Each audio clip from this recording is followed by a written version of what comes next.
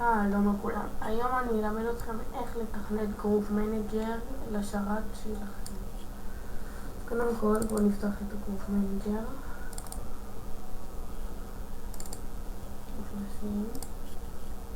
אז הנה, קודם כל בואו נלך לגלובל גרופס.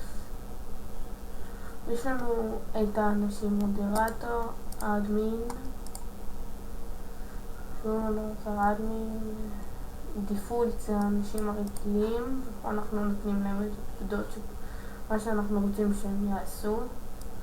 לי יש כבר שרת, אז אני תכנתתי לעצמי, אז הנה, אם אני רוצה למחוק את זה, אני רוצה שהם יוכלו לעשות סלאש הלפ.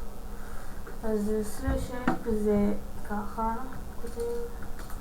כותבים אסנציאל נקודה הלפ.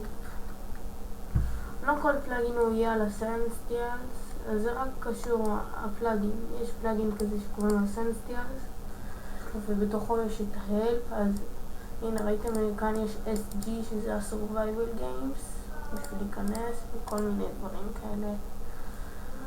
אחרי זה יש כאן את מה שהבילדר יכול לעשות, AFK, Essentials.AFK, AFK Auto, Essentials.back וכזה וכל מיני, יש עוד הרבה כאן. אז כותבים את מה שאתם רוצים שכל אחד יכול לעשות.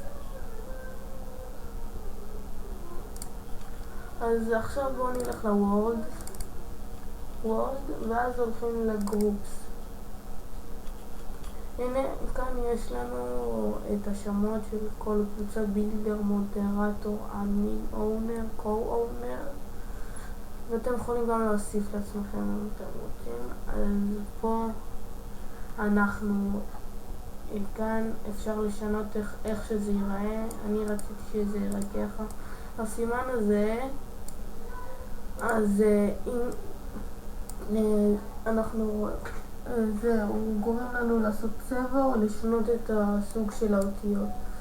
אז הסימן הזה ו3, אז עושה צבע, אני חושב, או כחול או ירוק. ואת הסימן הזה ו-L, האות L, אז זה עושה אותיות גדולות, ואז כותבים את מה שאני רציתי. שוב את הסימן L, ואז אפשר להוסיף גם קישוטים. הנה אני אשנה את המודרטור, אפשר לעשות לו קיצור. בואו נעשה עכשיו בקיצור, אז מודרטור.